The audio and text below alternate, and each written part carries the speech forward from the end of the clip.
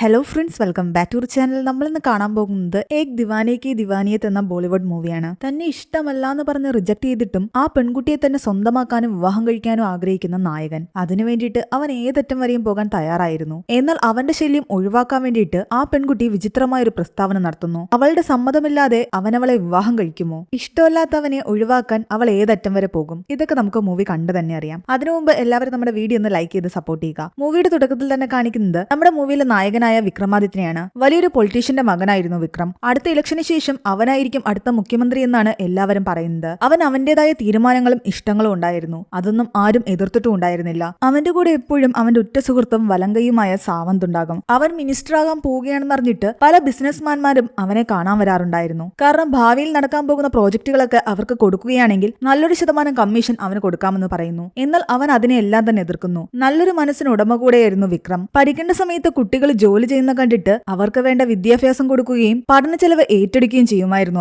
അവൻ ജനിക്കുന്ന സമയത്ത് അവന്റെ അച്ഛനോട് ഡോക്ടേഴ്സ് പറഞ്ഞിട്ടുണ്ടായിരുന്നു, ഒന്നുകിൽ അവനെയോ അല്ലെങ്കിൽ അവന്റെ അമ്മയോ മാത്രമേ രക്ഷിക്കാൻ സാധിക്കൂ എന്ന്. അവന്റെ അച്ഛൻ അമ്മയെ രക്ഷിക്കാനാണ് പറഞ്ഞത്. പക്ഷെ അവനാകട്ടെ അവനെ തന്നെയാണ് ചൂസ് ചെയ്തത്. അങ്ങനെ അമ്മയുടെ ജീവൻ എടുത്തുകൊണ്ടാണ് അവൻ ഈ ഭൂമിയിലേക്ക് വന്നത്. അതുകൊണ്ട് അവന്റെ തീരുമാനങ്ങൾ എന്നും അവൻ തന്നെയായിരിക്കും എടുക്കുന്നതെന്നാണ് അവൻ എല്ലാവരോടും പറഞ്ഞുകൊണ്ടിരുന്നത്. വളരെ സീരിയസ് ആയിട്ടുള്ള ഒരാളായിരുന്നു. അങ്ങനെ എപ്പോഴൊന്നും ചിരിക്കാറ് പോലുമില്ല.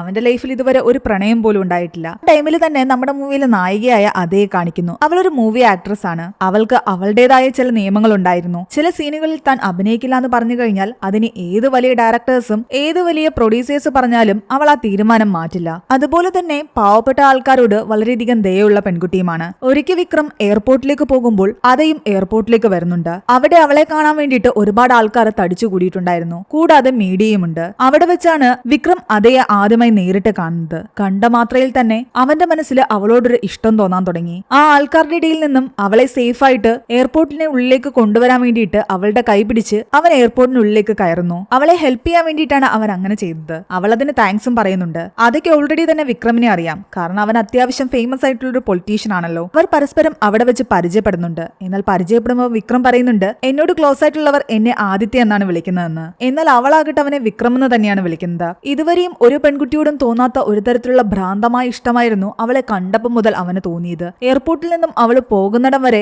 അവൻ അവളെ തന്നെ നോക്കി നിൽക്കുകയായിരുന്നു. പിന്നീടുള്ള ദിവസങ്ങളിലെല്ലാം തന്നെ പല മാസികകളിലും വരുന്ന അവളുടെ ഫോട്ടോസ് കാണുകയും ടിവിയിൽ അവളുടെ മൂവി കാണുകയും ഒക്കെ ചെയ്യുന്നു. അതൊക്കെ അമ്മയും അച്ഛനും അനിയത്തിയുമാണുള്ളത്. അവളെ ഒരു വിവാഹം കഴിച്ച് സെറ്റിലായി കാണാൻ എല്ലാവരും ആഗ്രഹിക്കുന്നുണ്ട്. എന്നാൽ അവളുടെ ലൈഫിലും ഇതുവരെയും ഒരു പ്രണയമില്ല.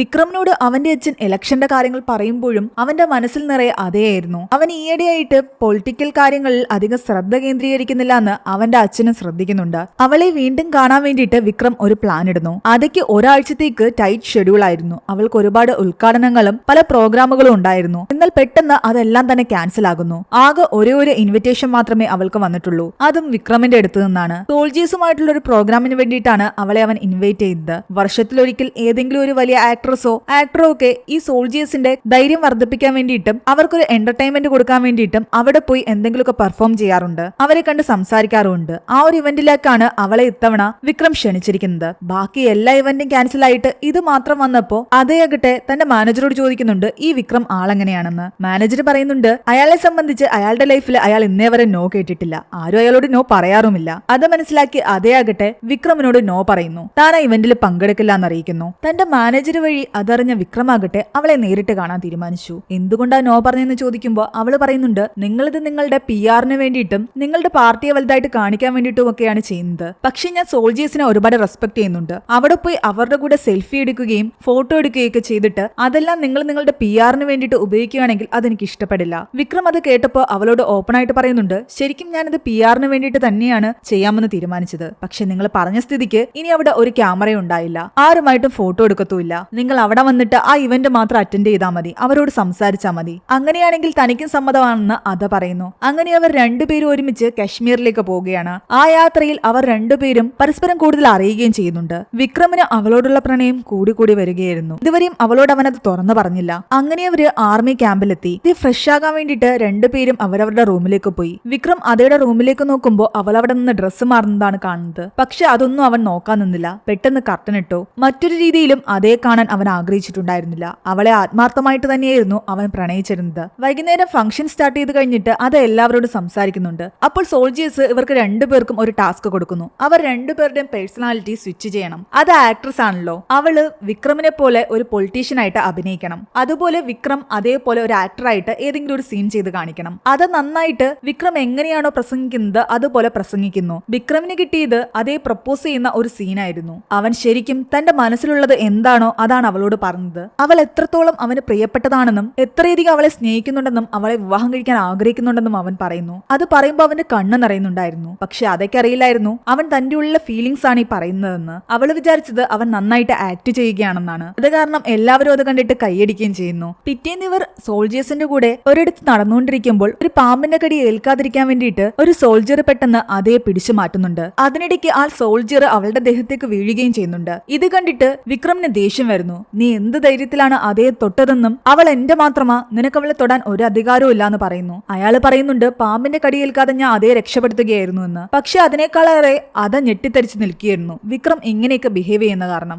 ദേഷ്യത്തോടെ അവൾ തന്റെ റൂമിലേക്ക് പോയിട്ട് മാനേജറോട് തിരിച്ചു പോകാനുള്ള ടിക്കറ്റ് ബുക്ക് ചെയ്യാൻ പറയുന്നു. ഇത് കേട്ടുകൊണ്ട് അവിടേക്ക് വന്ന വിക്രം പറയുന്നുണ്ട്, എന്റെ മനസ്സിലുള്ള കാര്യങ്ങൾ ഇങ്ങനെ നിന്നെ അറിയിക്കണമെന്ന് ഞാൻ ഒരിക്കലും വിചാരിച്ചിരുന്നതല്ല. ഞാൻ നിന്നെ ഒരുപാട് സ്നേഹിക്കുന്നുണ്ട്. എനിക്ക് നിന്നെ വിവാഹം കഴിക്കണം. ഒരു മാസത്തിനകം നമ്മുടെ വിവാഹം നടക്കണം. എന്നാൽ അവള് പറയുന്നുണ്ട്, നിങ്ങളൊരു നല്ല മനുഷ്യനാണെന്ന് ഞാൻ വിചാരിച്ചിരുന്നത്. നിങ്ങളെക്കുറിച്ച് ഇങ്ങനെയൊന്നും ഞാൻ ഒരിക്കലും ചിന്തിച്ചിരുന്നില്ല എന്ന്. എന്റെ ഉള്ളിൽ നിങ്ങളോട് ഒരു ഫീലിംഗ്സും ഇല്ല. എനിക്ക് നിങ്ങളെ വിവാഹം കഴിക്കാനും താല്പര്യമില്ല. അവള് നോ പറഞ്ഞിട്ട് പോലും അവനത് കേൾക്കാൻ കൂട്ടാക്കുന്നുണ്ടായിരുന്നില്ല. അവനെ സംബന്ധിച്ച് അവളെ തന്നെ അവന്റെ ഭാര്യയായിട്ട് കിട്ടണം. അവന്റെ ഉള്ളിലുള്ളത് ആത്മാർത്ഥമായിട്ടുള്ള സ്നേഹമാണ്. പക്ഷെ അവള് നോ പറഞ്ഞിട്ടും അവനത് അംഗീകരിക്കാൻ സാധിക്കുന്നുണ്ടായിരുന്നില്ല. വിവാഹത്തിന് ശേഷവും നിനക്ക് സിനിമയിൽ അഭിനയിക്കാമെന്നും അതിലൊന്നും താൻ എതിർപ്പ് പറയില്ല എന്നും അവൻ പറയുന്നുണ്ട്. അങ്ങനെയൊന്നും വിചാരിച്ച് നീ എന്നെ വിവാഹം കഴിക്കാതിരിക്കണ്ട. എന്നാൽ അവളെ സംബന്ധിച്ച് അതൊരു ക്ലിയർ നോ തന്നെയായിരുന്നു. എനിക്ക് നിന്നോട് ഒരു തരത്തിലുള്ള ഫീലിംഗ്സും ഇല്ല. അവൾ അവിടെ നിന്നും വീട്ടിൽ തിരിച്ചെത്തി. എന്നാൽ വിക്രം വിടാൻ കൂട്ടാക്കിയിട്ടുണ്ടായിരുന്നില്ല. അവൻ ഒഫീഷ്യലായിട്ട് അവളുടെ വീട്ടിലെത്തി വിവാഹത്തിന്റെ കാര്യം സംസാരിക്കുന്നു. ഒരു മാസത്തിന് ശേഷം നമ്മുടെ വിവാഹമാണ്, അതിന്റെ ഒരുക്കങ്ങൾ തുടങ്ങണമെന്ന് പറയുന്നു. അവളുടെ അച്ഛനും വീട്ടുകാരും എല്ലാം തന്നെ ആകെ ഞെട്ടിത്തരിച്ചിരിക്കുകയാണ്. ഇതെന്തെവിടെ സംഭവിക്കുന്നതെന്ന് ആലോചിച്ച്. എന്നാൽ അവൾ അവിടെ വന്നിട്ട് വീണ്ടും വിക്രമിനോട് പറയുന്നുണ്ട്, ഞാൻ നിന്നോട് നോ തന്നെയാണ് പറഞ്ഞത്. എനിക്ക് ഈ വിവാഹത്തിന് താല്പര്യമില്ല. തന്റെ മകൾക്ക് താല്പര്യമില്ലാത്തൊരു വിവാഹത്തിന് തങ്ങൾക്കും താല്പര്യമില്ല എന്ന് അവളുടെ വീട്ടുകാരും പറയുന്നു. വിക്രം തൽക്കാലം അവിടെ നിന്നും പോയി. പക്ഷെ ഈ കാര്യങ്ങളെല്ലാം തന്നെ ഇപ്പോൾ പബ്ലിക്കായി മാറിയിരിക്കുന്നു. വിക്രമിന്റെ പാർട്ടിയിലുള്ള ആൾക്കാരൊക്കെ പ്രശ്നം ഉണ്ടാക്കാൻ തുടങ്ങി. അത് നോ പറഞ്ഞത് കാരണം അതോടുള്ള ദേഷ്യം കൊണ്ട് അവളുടെ സിനിമ എവിടെയും പ്രദർശിപ്പിക്കാൻ അനുവദിച്ചില്ല. അവളുടെ ഫോട്ടോസ് ഒക്കെ എവിടെ കണ്ടോ അതെല്ലാം തല്ലി തകർത്തു. പ്രശ്നം രൂക്ഷമായതോടുകൂടി പല ഡയറക്ടേഴ്സും അവളുമായിട്ട് സിനിമ ചെയ്യുന്നത് നിർത്തി. പല സിനിമകളും പാതി വഴിക്ക് ഉപേക്ഷിക്കപ്പെട്ടു. അവൾക്ക് അവസരങ്ങൾ കിട്ടാതെയായി. ഒടുവിൽ അവൾ അവന്റെ വീട്ടിലേക്ക് വരുന്നുണ്ട്. ഒരു വലിയ വെൽക്കം തന്നെയാണ് അവൻ അവൾക്ക് വേണ്ടി ഒരുക്കി വെച്ചിട്ടുണ്ടായിരുന്നത്. എപ്പോ വേണമെങ്കിലും അവൾ ഇവിടേക്ക് വരാമെന്ന് അവന് പ്രതീക്ഷയുണ്ടായിരുന്നു. അവളെ ഒരുപാട് സ്നേഹത്തോടുകൂടി അവൻ ഉള്ളിലേക്ക് ക്ഷണിക്കുന്നുണ്ടെങ്കിലും അവള് പറയുന്നുണ്ട്, നിനക്ക് ചെയ്യാൻ പറ്റുന്നതൊക്കെ നീ ചെയ്തോ. എനിക്ക് സിനിമയില്ലാതെ വീട്ടിലിരിക്കേണ്ടി വന്നാലും ശരി, ഞാൻ നിന്നെ ഒരിക്കലും വിവാഹം കഴിക്കില്ല എന്ന്. ശരിക്കും വിക്രം തകർന്നുപോയി. അവനെ സംബന്ധിച്ച് അവളുടെ അടുത്ത് നിന്നും ഈ ഒരു വെറുപ്പ് അവന് സഹിക്കാവുന്നതിലും അപ്പുറമായിരുന്നു. അത്ര ആത്മാർത്ഥമായിട്ടായിരുന്നു അവൻ അവളെ പ്രണയിച്ചുകൊണ്ടിരുന്നത്. പക്ഷെ ഇങ്ങനെ പ്രണയം അടിച്ചേൽപ്പിക്കേണ്ടതല്ല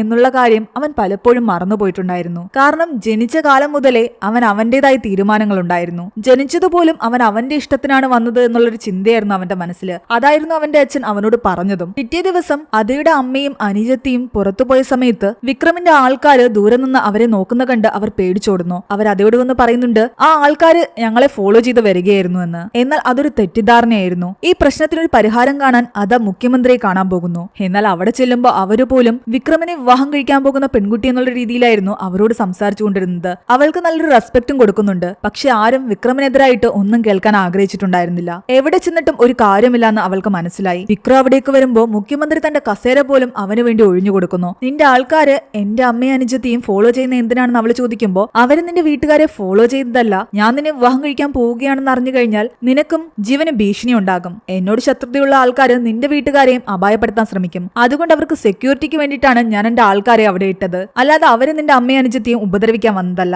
ഇത്രയും നേരം തന്റെ തീരുമാനം അവളുടെ മേൽ അടിച്ചേൽപ്പിക്കാൻ ശ്രമിച്ചുകൊണ്ടിരുന്ന അവനാകട്ടെ അവളുടെ കാല് പിടിച്ചുവരെ പറയുന്നുണ്ട്, ഞാൻ നിന്നെ ആത്മാർത്ഥമായിട്ടാണ് പ്രണയിക്കുന്നത്. നീ എന്നെ വിവാഹം കഴിക്കണം. ജീവിതകാലം മുഴുവൻ നീ എന്തു പറയുന്നു അത് കേട്ടുകൊള്ളാന്ന്. അവൻ ഇങ്ങനെയൊക്കെ ബിഹേവ് ചെയ്യുന്ന കണ്ടിട്ട് സാവന്ത് പോലും ഞെട്ടിത്തെറിച്ചിരിക്കുകയായിരുന്നു. അവന്റെ ഉള്ളിൽ ഇത്രയധികം പ്രണയമുണ്ടെന്ന് അപ്പോഴാണ് സാവന്തിന് മനസ്സിലാകുന്നത്. പക്ഷെ അതൊന്നും അതയുടെ മനസ്സലിയിച്ചില്ല. അവൾ ഇപ്പോഴും അവനോട് നോ മാത്രമാണ് പറഞ്ഞുകൊണ്ടിരുന്നത്. അതിനിടയ്ക്ക് അവളുടെ അച്ഛന്റെ കോളേജിൽ ഒരു പ്രശ്നം ഉണ്ടാകുന്നു. അയാൾ ഒരു പ്രൊഫസറായിരുന്നു. അവിടുത്തെ പ്യൂണ് ക്വസ്റ്റ്യൻ പേപ്പർ ചോർത്തുന്നത് അതയുടെ അച്ഛൻ നേരിട്ട് കണ്ടിട്ട് അയാളെ അടിക്കുന്നു. പക്ഷെ ആ പ്യൂണ് തൊഴിലാളി യൂണിയനെ കൂട്ടിക്കൊണ്ടുവന്ന് അവിടെ പ്രശ്നം ഉണ്ടാക്കുന്നു. പരസ്യമായിട്ട് അതയുടെ അച്ഛനെ കൊണ്ട് മാപ്പ് പറയിക്കുന്നു. സത്യസന്ധമായി ജോലി ചെയ്തുകൊണ്ടിരുന്ന അയാളുടെ കരിയറിൽ അയാൾക്ക് കിട്ടിയ ഏറ്റവും വലിയ അപമാനമായിരുന്നു അത്. ആകെ തകർന്നാണ് അയാൾ വീട്ടിലേക്ക് വന്നത്. ഇതെല്ലാം വിക്രം ചെയ്യുന്നതാണെന്നാണ് അയാളും വിചാരിച്ചിരുന്നത്. വിചാരിച്ചിരിക്കുന്നത്. പക്ഷെ അതിന്റെ പിന്നിലൊന്നും തന്നെ വിക്രമിന്റെ കൈ ഉണ്ടായിരുന്നില്ല. അതുകൊണ്ട് തന്നെ വിക്രം ആ പ്യൂണിനെ പിടിച്ചുകൊണ്ടുവന്ന് അതയുടെ അച്ഛന്റെ മുമ്പിലിട്ട് അടിക്കുകയും അയാളെ കൊണ്ട് അതയുടെ അച്ഛനോട് മാപ്പ് പറയുകയും ചെയ്യുന്നുണ്ട്. ഇനി കാണിക്കുന്നതെല്ലാം ഒരു നാടകമാണെന്നാണ് അത വിചാരിക്കുന്നത്. അത തന്നെ തെറ്റിദ്ധരിക്കുന്നതറിഞ്ഞിട്ട് ആകെ മനസ്സുകൊണ്ടാണ് വിക്രം അവിടെ നിന്നും പോകുന്നത്. ഈ പ്രശ്നങ്ങളെല്ലാം കാരണം അതയുടെ അച്ഛൻ അവളോട് പറയുന്നുണ്ട്,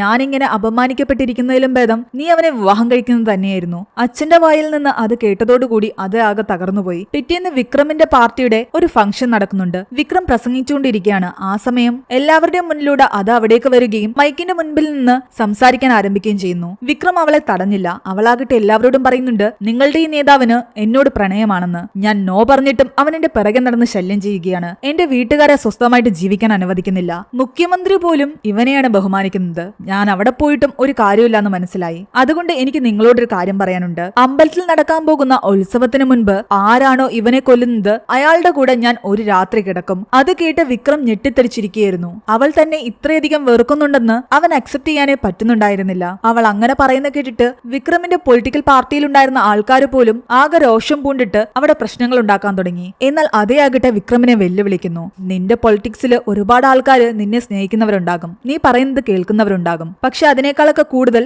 എന്റെ ഫാൻസ് ഉണ്ട്. ആ ഫാൻസ് എന്നെ ഒരുപാട് സ്നേഹിക്കുന്നുണ്ട്. എന്റെ കൂടെ ഒരു രാത്രി ചെലവഴിക്കാൻ വേണ്ടിയിട്ട് അവരിൽ ആരെങ്കിലും ഒരാൾ എന്തായാലും നിന്നെ കൊല്ലും. അവൾ അങ്ങനെ വെല്ലുവിളിക്കുമ്പോഴും വിക്രമിന്റെ കണ്ണ് നിറഞ്ഞുകൊണ്ടിരിക്കുകയായിരുന്നു. എന്നെ തോൽപ്പിക്കാൻ വേണ്ടിയിട്ട് സ്വന്തം അഭിമാനം പോലും നീ വിൽക്കാൻ എന്തിനാ തയ്യാറാകുന്നതെന്ന് അവൻ ചോദിക്കുന്നുണ്ട്. തനിക്കതിലൊരു പ്രശ്നമില്ല എന്നാണ് അവള് പറയുന്നത്. നിന്റെ മരണം ഈ ലോകത്തിൽ എവിടെ നിന്ന് വേണമെങ്കിലും നിനക്ക് വരാം. നീ പലയിടങ്ങളിലും പോകുന്നതല്ലേ, അവിടെയെല്ലാം എന്റെ ഫാൻസ് ഉണ്ടാകും. അതിൽ ആരെങ്കിലും ഒരാൾ നിന്നെ കൊല്ലും. ചിലപ്പോൾ നിന്റെ ബോഡി ഗാർഡ്സ് പോലും എന്നെ സ്വന്തമാക്കാൻ വേണ്ടിയിട്ട് നിന്നെ കൊല്ലും. ഇതെല്ലാം കേട്ടാകെ തകർന്നുകൊണ്ട് വിക്രം ചോദിക്കുന്നുണ്ട്, നിനക്ക് ഒരിക്കലും അറിയാത്തൊരാളുടെ കൂടെ ഒരു രാത്രി മുഴുവൻ ചിലവഴിക്കാൻ സാധിക്കും, പക്ഷെ എന്നെ വിവാഹം കഴിച്ച് എന്റെ കൂടെ ജീവിക്കാൻ സാധിക്കില്ല അല്ലേ? അത് പറ്റില്ല എന്ന് തന്നെയാണ് അവള് പറയുന്നത്. വിക്രം അന്നും രാത്രി മുഴുവൻ മദ്യപിക്കുന്നു. അവൻ ആകെ തകർന്ന അവസ്ഥയിലായിരുന്നു. അവന്റെ ബോഡി ഗാർഡ്സ് പോലും അതേപറ്റി ഓരോ മോശം കാര്യങ്ങൾ സംസാരിക്കുന്നത് അവന് സഹിക്കാൻ പറ്റുന്നുണ്ടായിരുന്നില്ല. കാരണം അവൾ ഇങ്ങനെ ഒരു പ്രസ്താവന നടത്തിയത് കാരണം പല ആൾക്കാരും അവളെ പറ്റി മോശം പറയുന്നുണ്ടായിരുന്നു. അങ്ങനെ പറഞ്ഞ ആൾക്കാരെയൊക്കെ അവൻ അടിക്കുകയും ചെയ്തു. അങ്ങനെ കുറച്ച് ദിവസങ്ങൾ കടന്നു. ഗാന്ധി ജയന്തിയുടെ ഫംഗ്ഷൻ നടക്കുകയാണ്. അവന്റെ ജീവന് ഭീഷണിയുണ്ടെന്ന് സാവന്തിനറിയാം. അതുകൊണ്ട് ഫംഗ്ഷൻ ക്യാൻസൽ ചെയ്യാൻ അവൻ പറഞ്ഞിട്ടും വിക്രം സമ്മതിക്കുന്നില്ല. ആ ഫംഗ്ഷനിൽ പങ്കെടുത്തുകൊണ്ടിരിക്കുന്നതിനിടയ്ക്ക് ആരോ അവനെ ഷൂട്ട് ചെയ്യുന്നു. എന്നാൽ ബുള്ളറ്റ് കൊണ്ടത് അവന്റെ കയ്യിലാണ്. ഷൂട്ട് ചെയ്ത ആളെ അപ്പൊ തന്നെ ബാക്കി പാർട്ടി പ്രവർത്തകർ പിടിക്കുകയും തല്ലുകയും ചെയ്യുന്നുണ്ട്. പിന്നീട് അവനെ പോലീസിന് കൈമാറി. വെടിയേറ്റ് അവശനിലയിൽ തന്റെ വീട്ടിലേക്ക് വന്ന വിക്രമിനെ കാത്ത് അവിടെ അതേ ഇരിപ്പുണ്ടായിരുന്നു. അവൻ മരിക്കുകയാണെങ്കിൽ കർമ്മം ചെയ്യാൻ വേണ്ടിയിട്ടുള്ള സാധനങ്ങളുമായിട്ടാണ് അവൾ അവിടെ ഇരുന്നത്. എന്നാൽ ആ സമയം അവിടെ ഒരു വൃദ്ധനും വൃദ്ധയും വരുന്നുണ്ട്. വിക്രം അവരോട് പറയുന്നുണ്ട്, നിങ്ങളുടെ മകന് ഞാൻ എന്ത് വാഗ്ദാനമാണോ കൊടുത്തത് അത് ഞാൻ നിറവേറ്റും. നിങ്ങൾക്ക് ലൈഫിൽ ഇനി ഒരു സാധനത്തിന്റെയും കുറവുണ്ടാകില്ല. അവൻ എന്തൊക്കെ ഉത്തരവാദിത്തങ്ങൾ ഉണ്ടായിരുന്നോ ആ ഉത്തരവാദിത്തങ്ങളെല്ലാം തന്നെ ഇനി എന്റെ ഉത്തരവാദിത്തമായിരിക്കും. അതെല്ലാം തന്നെ ഞാൻ മനസ്സോടുകൂടി നിറവേറ്റുകയും ചെയ്യും. ഇവൻ അവരോട് എന്തൊക്കെയാ പറയുന്നതെന്ന് അത് ചിന്തിച്ചുകൊണ്ട് നിൽക്കുകയായിരുന്നു. സംശയത്തോട് നിന്ന അതയോട് സാവന്ത് പറയുന്നുണ്ട്, നിങ്ങൾക്ക് വേണ്ടിയിട്ട് വിക്രമിനെ കൊല്ലാൻ ഒരുപാട് ആൾക്കാരുണ്ടാകും. പക്ഷെ അതുപോലെ തന്നെ വിക്രമിനെ രക്ഷിക്കാൻ വേണ്ടിയിട്ട് അവന്റെ കൂടെയും ഒരുപാട് ആൾക്കാരുണ്ട്. അവന് വേണ്ടിയിട്ട് എത്ര വെടിയുണ്ട ഏൽക്കാനും അവര് തയ്യാറാണ്. ഇന്ന് വിക്രമിന് നേരെ ഉണ്ടായ അക്രമം അവൻ സ്വയം ചെയ്യിച്ചതാണ്.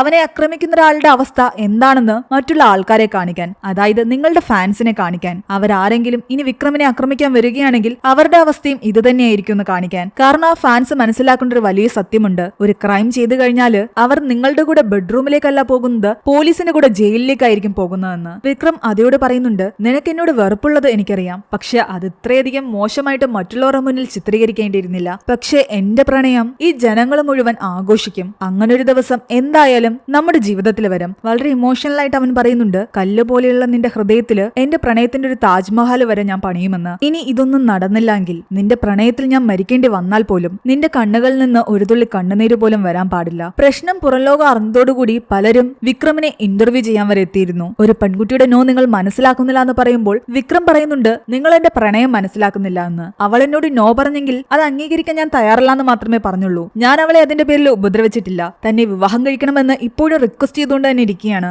അതിന്റെ പ്രണയമാണെന്ന് അവൻ വീണ്ടും വീണ്ടും പറഞ്ഞുകൊണ്ടേയിരിക്കുകയായിരുന്നു. ഞാൻ ഓരോ നിമിഷവും പ്രാർത്ഥിച്ചുകൊണ്ടിരിക്കുന്നത് അവളുടെ മനസ്സിലുള്ള എന്നോടുള്ള വെറുപ്പ് പ്രണയമായി മാറണമെന്ന് മാത്രമാണ്. ഇതെല്ലാം ടിവിയിലൂടെ അതേയും കാണുന്നുണ്ടായിരുന്നു. ഈ സംഭവത്തിന് ശേഷം ഈ വീഡിയോ ഒക്കെ കണ്ട് അവന്റെ അച്ഛനാകട്ടെ അവന്റെ മുഖത്തടിക്കുന്നു. ഒരു രീതിയിൽ അവനെ ഇങ്ങനെ ആക്കി തീർത്തത് അവന്റെ അച്ഛൻ തന്നെയായിരുന്നു. ചെറുപ്പത്തിൽ അവന്റെ കൂട്ടുകാരന്റെ ഒരു ടോയ് അവന് ഇഷ്ടപ്പെട്ടപ്പോൾ അത് വേണമെന്ന് പറഞ്ഞ് അവൻ വാശി പിടിച്ചു. എന്നാൽ അവന്റെ കൂട്ടുകാരൻ അത് കൊടുക്കാൻ തയ്യാറായില്ല. അന്ന് അവന്റെ അച്ഛൻ അവനോട് പറഞ്ഞത്, നിനക്ക് കിട്ടാത്തൊരു സാധനം ഒന്നുകിൽ നീ പിടിച്ചു വാങ്ങണം, അത് കിട്ടിയില്ല എന്നുണ്ടെങ്കിൽ വേറെ ആർക്കും കിട്ടാത്ത രീതിയിൽ അതിനെ നശിപ്പിക്കണം. അത് കാരണം ചെറുപ്പം മുതലേ ആഗ്രഹിക്കുന്നതെല്ലാം അവൻ സ്വന്തമാക്കിയിട്ടേ ഉള്ളൂ. ഇന്ന് ആദ്യമായിട്ടാണ് അവന് മറ്റൊരാളിൽ നിന്ന് നോ കേൾക്കേണ്ടി വന്നത്. അതേം സ്വന്തമാക്കാൻ അവൻ അതുകൊണ്ടാണ് ഇത്രയും ആഗ്രഹിക്കുന്നതും. അവൻ പബ്ലിക്കിനോട് പറഞ്ഞിട്ടുണ്ടായിരുന്നു, പാവപ്പെട്ടവരായ 100 പെൺകുട്ടികളുടെ വിവാഹം നടത്തുന്നുണ്ട്, ആ സമൂഹ വിവാഹത്തിൽ ഒരു സീറ്റ് അവനും അതയ്ക്കും വേണ്ടിയിട്ട് അവൻ ഒഴിച്ചിട്ടിട്ടുണ്ട്. അവൾ അവിടേക്ക് വരികയാണെങ്കിൽ എല്ലാവരുടെയും മുന്നിൽ വെച്ചിട്ട് അവൻ അവളെ വിവാഹം കഴിക്കും. അങ്ങനെ ആ ഫംഗ്ഷൻ നടക്കുകയായിരുന്നു. പക്ഷെ അവിടേക്ക് ഒരു വിധവയുടെ വേഷത്തിലാണ് അത് വരുന്നത്. നഗ്നബാധയായി വന്നുകൊണ്ടിരുന്ന അവളാകട്ടെ അവനെ വെല്ലുവിളിച്ചുകൊണ്ട് പറയുന്നുണ്ട്, ഞാൻ പ്രാർത്ഥിക്കാൻ പോവുകയാണ്, നീ എത്രയും പെട്ടെന്ന് മരിക്കാൻ വേണ്ടിയിട്ട്. അതിനു വേണ്ടിയിട്ടാണ് ഞാൻ ഇവിടെ നിന്നും ആ അമ്പലം വരെയും ചെരുപ്പുകളില്ലാതെ നടക്കാൻ പോകുന്നത്. ഇത് കേട്ടപ്പോൾ വിക്രമിന് സഹിക്കാൻ പറ്റിയില്ലെങ്കിൽ പോലും അവൻ അവളോട് പറയുന്നുണ്ട്, ഇന്നിവിടെ വെച്ച് എനിക്ക് നിന്നെ വിവാഹം കഴിക്കാൻ പറ്റിയില്ലെങ്കിലും ശരി, നിന്റെ കൂടെ ആ അമ്പലം വരെ ഒരുമിച്ച് നടക്കാൻ ഞാൻ ആഗ്രഹിക്കുന്നുണ്ടെന്ന്. അവളെ പോലെ തന്നെ അവനും ചെരുപ്പുകളില്ലാതെ അവളുടെ കൂടെ നടക്കാൻ ആരംഭിച്ചു. എന്നാൽ അവിടെ വെച്ച് അതയുടെ ഒരു ഫാനാകട്ടെ അവനെ ആക്രമിക്കുന്നുണ്ട്. ആ ആക്രമണത്തിനിടയ്ക്ക് അവന് ഒരുപാട് പരുക്കുപറ്റി. അപ്പോഴും അവൻ അവളെ സേഫാക്കി നിർത്താനാണ് നോക്കിയത്. പക്ഷെ അപ്പോൾ പോലും അവളുടെ ശരീരത്തിൽ അവളുടെ അനുവാദമില്ലാതെ തുടരുതെന്ന് അവൻ ആഗ്രഹിച്ചിട്ടുണ്ടായിരുന്നു. അറിയാതെ പോലും അവളുടെ ശരീരത്തിലേക്ക് പോയി അവൻ വീഴാതിരിക്കാൻ ശ്രദ്ധിച്ചു. അവളെ സേഫാക്കി നിർത്താൻ വേണ്ടിയിട്ട് അവളുടെ കയ്യിൽ പിടിച്ചെങ്കിലും ആ കൈ തട്ടിയെറിഞ്ഞുകൊണ്ട് അവൻ മരിക്കാൻ വേണ്ടി പ്രാർത്ഥിക്കാൻ അവൾ അമ്പലത്തിനുള്ളിലേക്ക് കയറിപ്പോയി. അവിടെ വെച്ച് അവൾ അവനോട് പറയുന്നുണ്ട്, നിനക്ക് വേണ്ടി മരിക്കാൻ ഒരുപാട് ആൾക്കാരുണ്ടാകും, പക്ഷെ അതുപോലെ നിന്നെ കൊല്ലാനുള്ള ആൾക്കാരുടെ എണ്ണം കുറയുന്നൊന്നുമില്ല. അവരിപ്പോഴും നിന്നെ ആക്രമിക്കാൻ തന്നെ കാത്തിരിക്കുന്നത്. അത് വിക്രമിനെതിരായിട്ട് ഇങ്ങനെ നിൽക്കുന്നത് മനസ്സിലാക്കി വിക്രമിന്റെ പല എതിരാളികളും അതയുടെ കൂടെ കൂടാൻ തീരുമാനിക്കുന്നുണ്ട്. അവളുടെ മുന്നിൽ പല ഓഫേഴ്സും വെക്കുന്നുണ്ട്. പക്ഷെ അവൾ അതെല്ലാം നിരസിച്ചു. എനിക്ക് അവനോടുള്ള വെറുപ്പ് പോലും ഞാൻ മറ്റൊരാളോടുകൂടിയും ഷെയർ ചെയ്യാൻ ആഗ്രഹിക്കുന്നില്ല എന്നാണ് അവൾ പറയുന്നത്. വിക്രമിനോടും വിളിച്ച് അവൾ അതിനെപ്പറ്റി പറയുന്നുണ്ട്. പിന്നീട് ഒരു ദിവസം ഒരു ബ്ലഡ് ഡൊണേഷൻ ക്യാമ്പിൽ വെച്ചിട്ട് അതേ വീണ്ടും വിക്രം കാണുന്നു. അവനോട് ബ്ലഡ് ഡൊണേറ്റ് ചെയ്യാൻ വന്നതായിരുന്നു. അവൻ അവളോട് പറയുന്നുണ്ട്, നിന്റെ ഏതെങ്കിലും ഫാൻസ് എന്നെ കൊല്ലാൻ ശ്രമിച്ചിട്ട് ഞാൻ മരിക്കാതെ പോയി കഴിഞ്ഞാൽ ഈ ബ്ലഡ് എനിക്ക് തന്നെ ഉപയോഗിക്കാൻ പറ്റുമല്ലോ. റയർ ആയിട്ടുള്ള ബ്ലഡ് ഗ്രൂപ്പാണ്. എന്നാൽ അത് കേട്ടിട്ട് ദേഷ്യം വന്നിട്ട് അവളാകട്ടെ അവൻ കൊടുത്തുകൊണ്ടിരുന്ന ആ ബ്ലഡ് ബോട്ടിൽ തറയിലെറിഞ്ഞു പൊട്ടിക്കുകയാണ്. എന്നാൽ അത് കാര്യമാക്കാതെ അവൻ വീണ്ടും തന്റെ ശരീരത്തിൽ നിന്നും ബ്ലഡ് എടുക്കാൻ പറയുന്നു. അത് അപകടമാണെന്ന് നേഴ്സ് പറഞ്ഞിട്ട് പോലും അവൻ കേട്ടില്ല. അത് വെല്ലുവിളിച്ച ആ അമ്പലത്തിലെ ഉത്സവത്തിന്റെ ദിനം എത്താറായി. അതിന്റെ തലേന്ന് ഒരു ഫംഗ്ഷൻ നടക്കുന്നുണ്ടായിരുന്നു. ആ ഫംഗ്ഷനിലും അതേയും വിക്രമും പങ്കെടുക്കുന്നുണ്ട്. സാവന്ത് പറയുന്നുണ്ട്, ഇത് അപകടമാണ്, നാളെ വരെയാണ് അത് പറഞ്ഞിട്ടുള്ള ഡേറ്റ് ഉള്ളത്, അതിനുള്ളിൽ ആരെങ്കിലും നിങ്ങളെ ആക്രമിക്കുമെന്ന്. അതൊന്നും സാരമില്ല എന്ന് പറഞ്ഞിട്ട് വിക്രം ആ പ്രോഗ്രാമിന് പോയി. അവിടെ വെച്ചും അവന്റെ നേരെ ആക്രമണം ഉണ്ടാകുന്നു. എന്നാൽ തലനാരിഴയ്ക്ക് അവൻ രക്ഷപ്പെട്ടു. അതൊക്കെ ഇതൊന്നും കണ്ടിട്ട് ഒരു മൈൻഡും ഉണ്ടായിരുന്നില്ല. അവൾ അവിടെ നിന്നും കൂളായിട്ട് തിരിച്ചു പോകുന്നു. പക്ഷെ അപ്പോഴേക്കും വിക്രമിന്റെ അച്ഛന്റെ ആൾക്കാര് അവളെ വന്ന് തട്ടിക്കൊണ്ടു പോവുകയാണ്. എന്നിട്ട് വിക്രമിന്റെ അച്ഛൻ അവനെ വിളിച്ച് അവിടേക്ക് വരുത്തുന്നു. നിനക്ക് ആ പെൺകുട്ടിയോട് അത്രയ്ക്ക് ആഗ്രഹം ഉണ്ടെങ്കിൽ അതങ്ങ് തീർത്തേക്ക്, അല്ലാതെ വെറുതെ നാട്ടുകാരുടെ മുന്നിൽ എന്നെ നാണം കെടുത്താൻ നിൽക്കണ്ട. അവൾ അവിടെ ഉണ്ടെന്ന് പറഞ്ഞിട്ട് ഒരു റൂം അവന് ചൂണ്ടിക്കാണിച്ചു കൊടുക്കുന്നു. അവന്റെ അച്ഛൻ വിചാരിച്ചത് അവൻ അവളുടെ കൂടെ ഒരു രാത്രി ചിലവഴിക്കണമെന്നാണ്. തന്നെ ഇങ്ങനെ പിടിച്ചുകൊണ്ട് വന്നത് കാരണം അവൾ അവനോട് പറയുകയായിരുന്നു, നിനക്ക് ഇതാണ് വേണ്ടതെങ്കിൽ നീ ഇത് തന്നെ ചെയ്തു കൊള്ളാൻ. തന്റെ കഴുത്തിലുണ്ടായിരുന്ന ഷോൾ അവൾ ദൂരേക്ക് വലിച്ചെറിഞ്ഞു. എന്നാൽ അവളെ തെറ്റായ രീതിയിൽ ഒന്നും തന്നെ നോക്കാതെ അവനത് അവളുടെ ശരീരത്തിൽ തന്നെ ഇട്ടുകൊടുത്തിട്ട് അവളോട് പറയുന്നുണ്ട്, ഞാൻ നിന്നെ ആത്മാർത്ഥമായിട്ടാണ് പ്രണയിക്കുന്നത്, എനിക്ക് വേണ്ടത് ഇതൊന്നുമല്ല, നീ എന്നെ വിവാഹം കഴിക്കണം. എന്റെ അറിവിലല്ല അച്ഛൻ ഇതൊക്കെ ചെയ്തത്, നിന്നെ ബലമായി സ്വന്തമാക്കാൻ ഞാൻ ഒരിക്കലും ആഗ്രഹിച്ചിട്ടുമില്ല. അവൻ തന്നെ നിന്നെ വീട്ടിൽ തിരിച്ചു കൊണ്ടുവിടുമെന്ന് പറഞ്ഞിട്ട് അവളെ അവിടെ നിന്നും സേഫ് ആയിട്ട് അവളുടെ വീട്ടിൽ അവൻ കൊണ്ടുവിടുന്നു. വീട്ടിൽ തിരിച്ചെത്തിയ അവൻ ആകെ ധർമ്മസങ്കടത്തിലായിരുന്നു. ഇത്രയൊക്കെ അവൻ ശ്രമിച്ചിട്ടും അവന്റെ സ്നേഹം അവൾ മനസ്സിലാക്കുന്നില്ല. സാവന്തും പറയുന്നുണ്ട്, ഇതിൽ കൂടുതൽ നമ്മൾ ഇനി എന്ത് ചെയ്യാനാണെന്ന്. അവൻ കരഞ്ഞുകൊണ്ട് പറയുന്നുണ്ട്, എന്റെ അച്ഛൻ പലപ്പോഴും പറയുന്ന കാര്യങ്ങള് ശരിയാണ്, ഞാൻ അമ്മയെ കൊന്നിട്ടാ വന്നത്, അമ്മയുടെ സ്നേഹം എനിക്ക് കിട്ടിയിട്ടില്ല, അതുപോലെ ഞാൻ സ്നേഹിക്കുന്ന പെൺകുട്ടിയുടെ സ്നേഹവും എനിക്ക് കിട്ടില്ല. എന്നാൽ ഇത് കേട്ട് സാവന്ത് പറയുന്നുണ്ട്, നിങ്ങൾ അറിയേണ്ട ഒരു സത്യമുണ്ടെന്ന്, നിങ്ങളുടെ അച്ഛൻ നിങ്ങളോട് പറഞ്ഞതെല്ലാം കള്ളമാണ്. സ്വന്തം അമ്മയെ കൊന്നിട്ടല്ല നിങ്ങൾ വന്നത്, നിങ്ങൾ ഈ ഭൂമിയിലേക്ക് വരണമെന്ന് ആഗ്രഹിച്ചത് നിങ്ങളുടെ അമ്മ തന്നെയാണ്. തനിക്ക് എന്ത് സംഭവിച്ചാലും തന്റെ മകനെ രക്ഷിക്കണമെന്ന് പറഞ്ഞത് അവര് തന്നെയായിരുന്നു. ഇത് കേട്ട് ശരിക്കും വിക്രം ഞെട്ടിത്തിരിച്ചിരിക്കുകയായിരുന്നു. കാരണം അവന്റെ അച്ഛൻ അവനോട് പറഞ്ഞിരുന്നത് ആരും ആഗ്രഹിക്കാതെയാണ് അവൻ ജനിച്ചതെന്നും അവന്റെ അമ്മയെ കൊന്നുകൊണ്ടാണ് ജനിച്ചതെന്നും അവനെ അയാളുടെ കൺട്രോളിൽ വെക്കാൻ വേണ്ടിയിട്ടായിരുന്നു അയാൾ ആ കള്ളത്തരം പറഞ്ഞത്. ശരിക്കും അയാളുടെ വൈഫ് ആഗ്രഹിച്ചു തന്നെയാണ് അവനെ പ്രസവിച്ചത്. ആ സത്യം കേട്ടതോടുകൂടി അവൻ ശരിക്കും തകർന്നു പോയിട്ടുണ്ടായിരുന്നു. താൻ ലൈഫിലെടുത്ത പല തീരുമാനങ്ങളും തെറ്റായിരുന്നു എന്ന് അവന് മനസ്സിലായി. അവൻ നേരെ അതയുടെ അടുത്തേക്ക് പോകുന്നു. എല്ലാവരുടെയും മുന്നിൽ വെച്ചിട്ട് അവളോട് സോറി പറയുന്നു. നീ എന്നെ പ്രണയിക്കുന്നില്ല എന്ന് പറഞ്ഞിട്ടും ഞാൻ നിന്നെ ആത്മാർത്ഥമായിട്ട് അത്രയധികം പ്രണയിച്ചു. ഞാൻ കാരണം നിന്റെ ഫാമിലിക്ക് ഒരുപാട് പ്രശ്നമുണ്ടായി. നിന്റെ ജീവിതത്തിലെ വില്ലനായി മാറുകയായിരുന്നു ഞാൻ. വില്ലനായ എന്നോട് ജയിക്കാൻ വേണ്ടിയിട്ട് സ്വന്തം അഭിമാനം പോലും നിനക്ക് പണയം വെക്കേണ്ടി വന്നു. കുട്ടിക്കാലം മുതൽ എന്നെ പഠിപ്പിച്ചു വെച്ചിരുന്ന പല കാര്യങ്ങളും തെറ്റായിരുന്നു എന്ന് ഞാൻ ഇന്നാ മനസ്സിലാക്കിയത്. ഞാൻ ആഗ്രഹിച്ചതെല്ലാം മറ്റുള്ളവരിൽ നിന്ന് ഞാൻ പിടിച്ചു വാങ്ങിയിട്ടേ ഉള്ളൂ. ഒരമ്മയുടെ സ്നേഹം എനിക്ക് കിട്ടിയിട്ടില്ല. എന്റെ വാശിയെ ഞാൻ എന്റെ അവകാശമായിട്ടായിരുന്നു കണ്ടിരുന്നത്. ചെറുപ്പത്തിൽ എന്റെ അച്ഛൻ എന്നോട് പറഞ്ഞത് കള്ളമാണ്. ഞാൻ എന്റെ അമ്മയെ കൊന്നിട്ടില്ല. എന്റെ അമ്മയാണ് എന്നെ രക്ഷിക്കണമെന്ന് എല്ലാവരോടും പറഞ്ഞത്. ഇതെല്ലാം ടിവിയിൽ ടെലികാസ്റ്റ് ചെയ്തുകൊണ്ടിരിക്കുകയായിരുന്നു. അവന്റെ അച്ഛനും ഇത് കാണുന്നുണ്ട്. താൻ ഇത്രയും കാലം ഒളിപ്പിച്ചു വെച്ചിരുന്ന സത്യങ്ങളെല്ലാം തന്റെ മകൻ മനസ്സിലാക്കിയെന്നും അറിഞ്ഞതോടുകൂടി അയാളും ആകെ ടെൻഷനിലായി. അവൻ അവിടെ നിന്ന് എല്ലാവരോടും പറയുന്നുണ്ട്, ഞാൻ എന്റെ അഹങ്കാരം ഇതോടെ അവസാനിപ്പിക്കുകയാണെന്ന്. ഇനി ഒരു രീതിയിലും ഞാൻ നിന്നെ ശല്യം ചെയ്യില്ല. ഇനി ഒരു ചീഫ് മിനിസ്റ്റർ മിനിസ്റ്ററും എനിക്ക് വേണ്ടിയിട്ട് അവരുടെ കസേര ഒഴിഞ്ഞു തരില്ല. ഒരു പോലീസുകാരനും ഇനി എന്നെ സല്യൂട്ട് ചെയ്യില്ല. ഇനി നിന്നെ പോലെ ഒരത പോലും എന്റെ പേരിൽ കംപ്ലൈന്റ് കൊടുക്കില്ല. ഇന്നത്തെ ദിവസത്തിന് ശേഷം